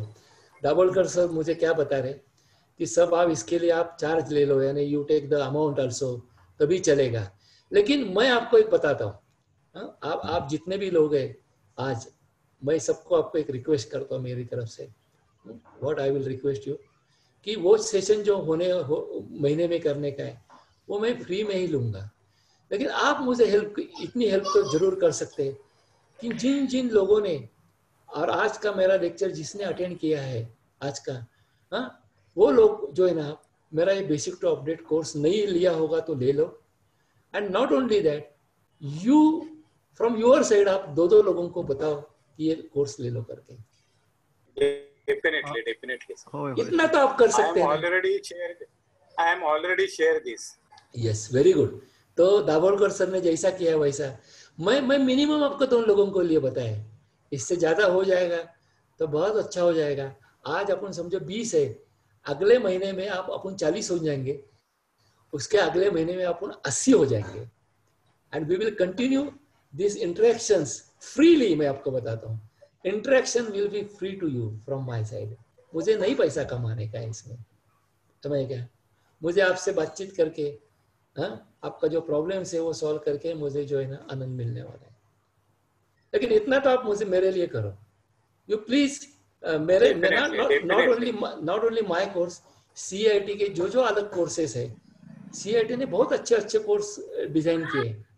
तो आप जितने भी कोर्सेस है CIT के, these are all practical oriented. ये सभी कोर्स आप आपके फ्रेंड्स को, हाँ, और आपको बोलो कि ये ले लो करके। एंड इसमें से क्या होने वाला है my friend, we all will be attach with one institute. एक अच्छी इंजीनियरिंग की इंस्टीट्यूट से अपन अटैच होने वाले, मिलने वाले, एक दूसरे से को इंटरेस्ट करने वाले हैं, और इससे डेफिनेटली अपना नॉलेज जो है वो बढ़ने वाला है। अभी आप बताइए मुझे, टू बी वेरी फ्रैंक, कितने बजे मैंने ज्वाइन किया ये? 5:45 बजे। माय फ्रेंड अभी 7:30 बज रहे हैं। मुझे भी थकान से नहीं हो रहे और आप भी मुझे इंटरेक्ट कर रहे हैं। मुझे समझ में नहीं आ रहा है टाइम कैसा जा रहा है। क्या दीपेश के लिए मैंने हिंदी चालू किया। दीपेश भोपाल से है। तो दीपेश सुनो मेरा बात, मेरा कोर्स जो है ना that is in Marathi and English दोनों में है। आप भी वो कोर्स ले लो। Yes sir. Start simple language में है, आपको स्लाइड्स लेके आपको जरूर मालूम पड़ेगा वो। Okay okay sir. ऐसा कुछ नहीं है कि मराठी मुझे समझेगा नहीं है। You just go through that course. Sir मैं एक्चुअली अभी थर्ड ईयर मेरा जनरल प्रमोशन मिल गया है और मैं 4th ईयर में आया हूँ। मैं ऑलरेडी एक विदिशा, भोपाल के पास विदिशा है, उस शहर में रहता हूँ और मैं एक ऑलरेडी काम कर रहा हूँ एक इंडस्ट्री में, मतलब बिल्डर के अंडर में। Very good very good very good. तो आप क्या करो दीपेश, ये बेसिक टू अपडेट कोर्स आज ही ले लो। You register for that course, start looking my videos. उसमें प्रेजेंटेशन सभी इंग्लिश में है। मैं खाली बात किया है मराठी में, लेकिन बीच बीच में मैंने अंग्रेजी भी यूज किया है। ओके उसमें कुछ नहीं समझेगा, उसके लिए अपन इंटरेक्ट करेंगे बाद में। Okay sir, thank you sir, thank you sir. Anybody else? ठीक आहे सर, मेरे ख्याल से सभी के हो गए क्वेश्चन सर। आणि भरपूर वेळ गेले सगळं, आपण चांगलं इंटरॅक्ट झालं सगळं। एव्हरीबडी इज क्या happy for the interactions and course का भी अपना जो है वो सबको बताने वाले। Thank you sir, welcome sir. Yes Munde sir, आपको अलग सेशंस है, please you continue with the sessions, I will take a leave. Okay sir, thank you everyone. Next session arrange करेंगे तभी आपको बोल देंगे। और सर का जो कोर्स है वो परचेस करने के लिए आपको CEIT ऐप है, CEIT आप डाउनलोड कर लेंगे तो आपको वहां पे बेसिक टू अपडेट ये आपको पता चल जाएगा। फिलहाल 10% के ऑफ भी चालू है, तो आप ले सकते हैं वो ऑफ का ये करके भी। ठीक है, thank you everyone. Dabholkar sir, thank you very much. तुम्ही सिनियर आहात बरं का, तर तुम्ही okay fine, thank you very much. Nice to meet you sir. Yes sir, आणि आमचा कोर्स जो आहे तो सगळ्यांना सांगा तुम्ही प्लीज तुमच्या थ्रू। ओके डेफिनेटली मी चिपळूणला राहतो, सगळ्या लोकांना सांगा तुमच्या तिकडच्या काय कोकणातल्या सगळ्या लोकांपर्यंत कोर्स पोहोचवा सर आमचा। आणि माझा कोर्स CIT काय काय करतं ते कळलं पाहिजे। चांगला आहे, CIT प्लॅटफॉर्म आहे, चांगला आहे डेफिनेटली। येस, आणि तुमच्या माध्यमातून आम्ही भरपूर जवळ आलो। करूया आपण, thank you very much sir. Nice to all the best. Ganpati Bappa Morya. Mangalmurti Morya.